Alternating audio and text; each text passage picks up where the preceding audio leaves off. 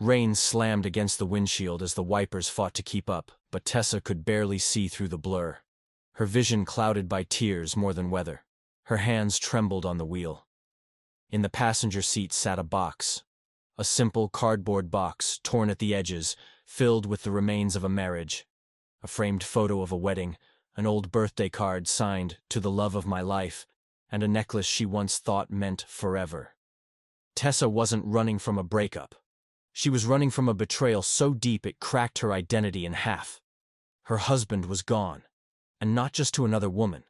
He was gone to her sister.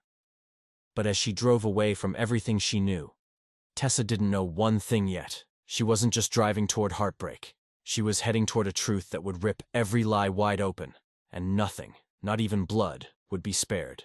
Tessa Manning had always been the reliable one, the planner, the caretaker, the quiet older sister who kept everything together.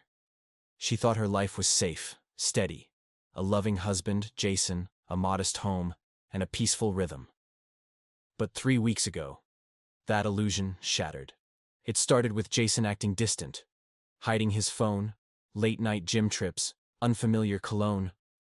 She didn't want to become suspicious.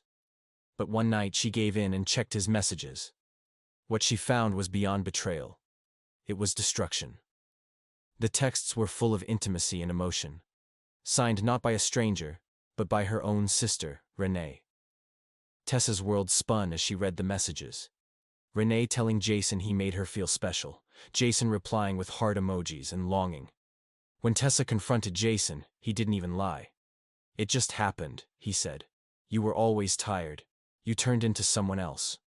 The words cut deep, but what hurt more was the absence of guilt. The confrontation with Renee was even worse. When Tessa showed up at her apartment, demanding an explanation, Renee smirked. "You always acted like you were better than me. Maybe now you know how it feels to lose." That moment cracked something inside Tessa.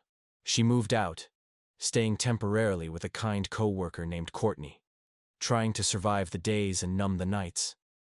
But the pain kept surfacing. Memories of the wedding, family holidays, and the laughter that now felt like lies. Then came the photo. An unmarked envelope under her door, showing Jason and Renee at a motel. The timestamp proved they'd been sneaking around even before last summer, long before Jason admitted to anything. The betrayal wasn't an accident. It was calculated. The realization didn't break Tessa this time. It hardened her. She canceled their shared bank accounts, removed Jason from the lease, and reached out to a lawyer. She called his job and planted a subtle warning. Tessa wasn't looking for pity or drama. She wanted clarity. This wasn't just about an affair. It was about a lifetime of being undermined by her sister, who had mimicked her, envied her, and finally stolen the one thing she thought she couldn't live without. But Tessa could live without Jason, and without Renee. What she couldn't live without now was truth. When Courtney sat beside her one night with a glass of wine and told her, "Some people go through this and never come back," Tessa replied without blinking, "I'm not coming back to who I was." Because when your world burns, you don't rebuild it the same. You build it stronger. You build it with fire. 3 months after everything collapsed, Tessa Manning vanished from her old life without fanfare. No final goodbye, no dramatic post. She packed her bags, sold her share of the house just to be done with it, and moved 2 states away to a small town outside Raleigh, North Carolina, a quiet place where no one knew her name or her shame. She rented a modest 1-bedroom above a flower shop, took a job at a local community center teaching senior citizens basic tech skills, and tried to piece herself back together. The silence was deafening at first, but it was also safe. She still cried at night, sometimes from heartbreak, sometimes from rage. But she no longer woke up in the same space where her soul had been betrayed. One day, passing by a mirror in the hallway of the center, she barely recognized herself. Slumped posture, oversized sweater, and dull eyes. That night, she walked into a salon and said, "Chop it all off." The stylist did, and the sharp new haircut made her feel like someone different, someone becoming. She started running early in the mornings, not to punish her body but to feel her strength again. She even bought a green blazer from a thrift store that made her stand taller. That's when she met Mark, a widowed Army veteran who stayed late after her tech class to learn how to send pictures to his daughter. He was quiet, thoughtful, and carried a soft sadness in his eyes. Slowly, they began talking more. He never asked about her past, and she never forced him to speak about his grief, but there was a calm between them that felt like healing. Until the past found her again. An unmarked email arrived in her inbox with one sentence. "You really thought you could run?" Her heart stopped. She didn't need a name to know it was Renee. That night, she told Mark everything. The affair, the betrayal, the photo, the emotional wreckage. He didn't flinch, didn't offer pity. Just listened. "You can't heal in the place you got sick," he said. Those words stayed with her. Then, another message came, this time from their mother. "Call me. You need to know the truth." Hesitant but curious, Tessa dialed. What her mother revealed hit harder than she expected. Renee hadn't just stolen Jason. Years ago, she had intercepted letters from Tessa's college boyfriend, lied to him, and made sure they never reconnected. "She's always hated how easily people loved you," her mother said. "Even me. Especially me." That night, Tessa didn't cry from heartbreak, but from realization. All her life she thought she was second best, living in Renee's shadow. But she was the one who had the light. And Renee couldn't stand it. Sitting on her balcony under the stars, Mark by her side, she realized the people who truly loved her didn't need a shared last name to stay. She had survived. And more than that, she had become. Because when someone tries to bury you, they forget. You're not dead. You're a seed. And seeds grow. Tessa Manning hadn't planned on going back, but sometimes closure isn't a choice. It's a pull. It started with a voicemail from a number she didn't recognize. The voice was shaken, distant, but unmistakably familiar. It was Jason. "I know you hate me. I deserve it. But something happened. I think you should know." She almost deleted it. Almost.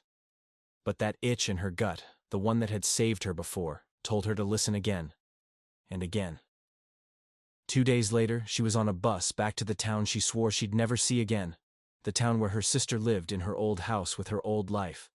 Like some twisted costume party where the actors never took off the masks. The air felt heavy as she stepped off the bus, a mix of disgust and detachment weighing her down. Courtney had begged her not to go alone, but Tessa needed this. She needed to see the wreckage up close, to remind herself why she left and who she'd become. When she pulled up outside her former home, a beige 2-story with a peeling porch and memories etched into the cracks, she saw Renee's car in the driveway. The same red Jeep she once helped her sister buy. The urge to leave surged in her chest, but the door opened before she could decide. Jason stood there. Gaunt. Pale. Eyes hollow. "Tess," he said, as if her name tasted unfamiliar. "Can we talk?"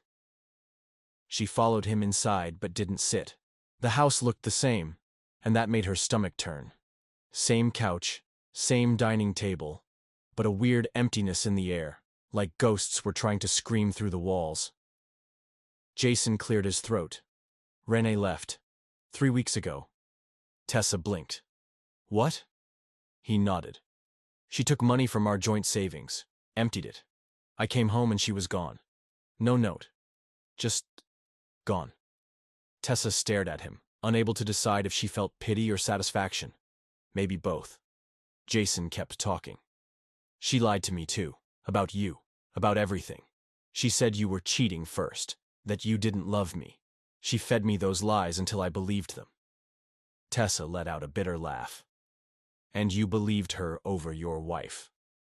He lowered his head. "I was stupid. But I see it now. She didn't love me. She just wanted to take from you." Tessa walked over to the mantel where their wedding photo still stood. She picked it up, looked at the smiling faces, and then, without a word, set it face down. "You called me for this?" she asked, voice steady. "No," Jason said, reaching into his back pocket. "For this." He handed her a flash drive. "I found it in her drawer after she left. It has recordings, messages, stuff she saved, stuff she shouldn't have. Tessa took it, frowning. Why would she record anything? I think she was planning something bigger, he said. Like blackmail, not just against you, against others too, including me. That night, in a cheap motel room on the edge of town, Tessa plugged in the flash drive. Her hands trembled as she opened the first audio file. Renee's voice crackled through the speakers. He's so easy to control. Tessa doesn't even see it. Once I have him, I'll have everything. Her friends, her job contacts, her reputation. She doesn't know how to fight, but I do. Tessa sat frozen. There were 8 files, each worse than the last. In one, Renee bragged about manipulating their mother to turn against Tessa during a past argument. In another, she laughed about planting rumors at Tessa's workplace to make her seem unstable. This wasn't a jealous sister. This was a predator in pretty makeup. The next morning, Tessa went to the police, not to press charges yet, but to document what she had. The officer on duty raised an eyebrow. Sounds like your sister's not just bitter, she's dangerous. Tessa nodded. I know that now. She left the station with a copy of her report and a strange sense of peace. Not because the pain was gone, but because she was finally seen, heard, believed. A week later, she returned to North Carolina, the flash drive tucked in a folder labeled Truth. She met Mark at the park where they first shared a real conversation, and for the first time, told him the full story. No filter, no trembling. He listened, then said, You didn't come back broken. You came back to bury the lies. Tessa smiled softly. I didn't bury them. I exposed them. Because sometimes the only way to kill darkness is to drag it into the light. Back in North Carolina, life didn't return to normal, because normal had died the moment Tessa learned the truth. But something better grew in its place. Control. Tessa wasn't just surviving anymore. She was building. She applied for a management position at the community center and got it. She redecorated her small apartment with bold colors and plants that needed attention. Because now, she knew she could nurture things and watch them thrive. Mark became more than a friend. He was steady, safe, kind, and most importantly, patient. He never rushed her healing, never demanded more than she could give. For the first time in her life, Tessa felt loved without performance. And then, 2 months after she thought the drama was over, the call came. Her mother's voice trembled through the speaker. Renee's back. Tessa felt her chest tighten. Where? She came to the house. She's not well. Against her better judgment, Tessa made the drive.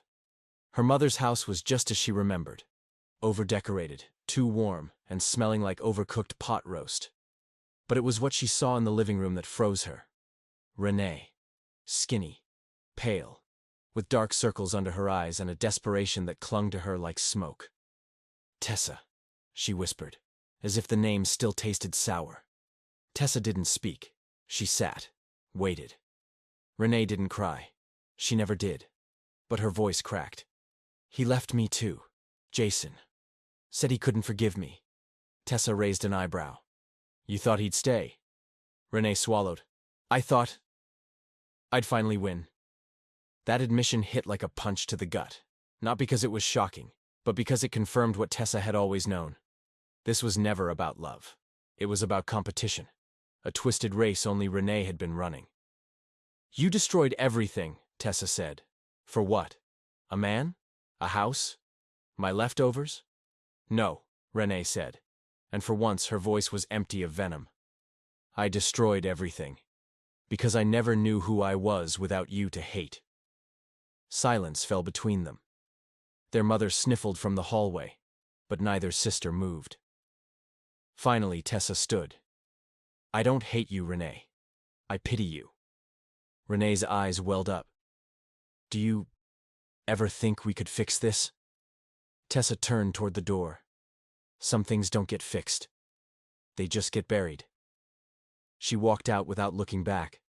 That night she sat on her balcony, the air cool against her skin, the stars quiet. She didn't feel victorious. She didn't feel angry. She just felt free. Mark joined her with a blanket and 2 cups of tea. How was it? he asked gently. Tessa stared at the horizon. It was like standing in the ashes of a house you escaped from. And, he said, it didn't burn me this time.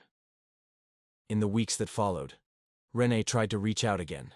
Texts, emails, even a handwritten letter. Tessa didn't respond. She didn't need another apology, another excuse. Closure wasn't a conversation. It was a decision. And she had made hers. She chose peace. She chose herself. For the first time in her life, she wasn't the older sister cleaning up messes, the wife holding things together, or the girl shrinking to make others feel big. She was Tessa, whole, unafraid, and finally done chasing ghosts. Months passed. North Carolina bloomed into spring, and with it, so did Tessa. Her days were full. Staff meetings, project proposals at the center, long walks with Mark, laughter that didn't feel borrowed. But the most important transformation wasn't visible. It lived in the way she carried herself. Head high, no more flinching at her reflection, no more waking up with that crushing tightness in her chest. She had rebuilt, not into the old Tessa, but someone new. Stronger, smarter, scarred, yes, but not ruined. One evening, during a volunteer event for young women facing domestic abuse, Tessa shared a bit of her story. Carefully, anonymously. She talked about betrayal, about losing everything and having to start over from a place of nothing. One of the girls asked, "But how do you trust again?" Tessa paused, smiled faintly. "You don't start with trust. You start with yourself. You learn to trust you, then the rest can come." That night something shifted. For the first time, her pain had purpose. Not just for her, but for others. She started mentoring a few of the girls, helping them apply for school, find safe housing, write resumes. It didn't fix everything, but it gave the wounds somewhere to go. Then one morning, as she cleaned out her old email account, she saw it. An unread message from Jason, dated 6 weeks prior. Subject line: "Final goodbye." Against her better judgment, she opened it. The email was short. "I'm sorry for what I was. I see it now. I don't expect forgiveness. I just want you to know that Renee's gone again. Disappeared. And I'm getting help. I hope you're happy. I hope you found someone who knows what love actually means." She didn't cry. She didn't reply. She just closed the laptop and made pancakes. Because that's what healing looked like now. Making pancakes, listening to music, and not letting old ghosts sit at her table. Later that day, while walking in the park, Mark stopped mid-step.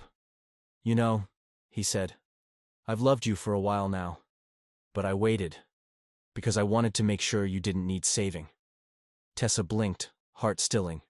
And you don't," he said. "You saved you. I just get to be lucky enough to walk beside you now." Tears welled up, not from pain, but from fullness. She took his hand. "I'm ready now," she whispered. "Not for distraction, not for rescue, but for love. The real kind."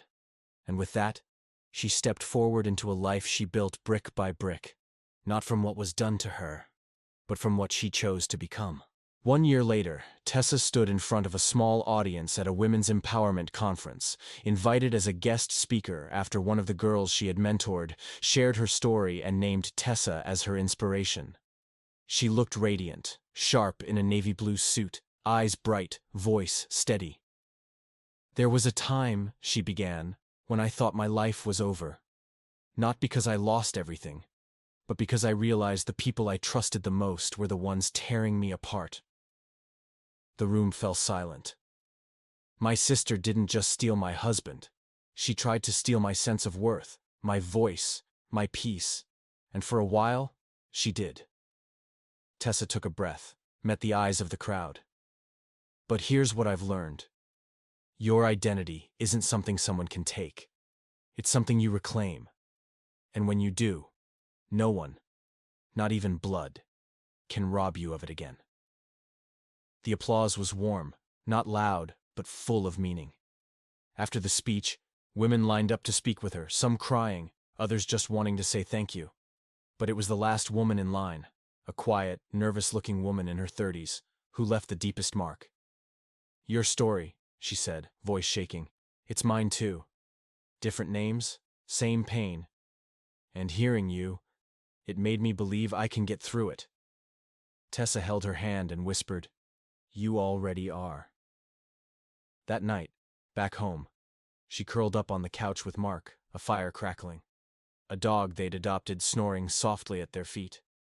She looked around. Nothing grand, no magazine-perfect decor, just warmth, safety, love, the kind she used to think she wasn't allowed to have. Her phone buzzed once, a new email from Renee, unread. She didn't open it. She never would, because some doors stay closed. Not out of bitterness, but out of protection. Healing doesn't always mean reunion. Sometimes it means knowing your worth enough to walk away and never look back. She rested her head on Mark's shoulder, eyes fluttering shut. Life had bruised her, but it didn't break her. She had found herself in the ruins, and that was the greatest revenge of all: peace. Because the truth that exploded was this: love isn't measured by who stays beside you, but by who you become when you stand alone. And Tessa? She became whole. If you enjoyed this story, feel free to like the video, share it with your family and friends, leave a comment, and most importantly, subscribe to the channel and turn on the notification bell for more beautiful tales like this one. See you soon.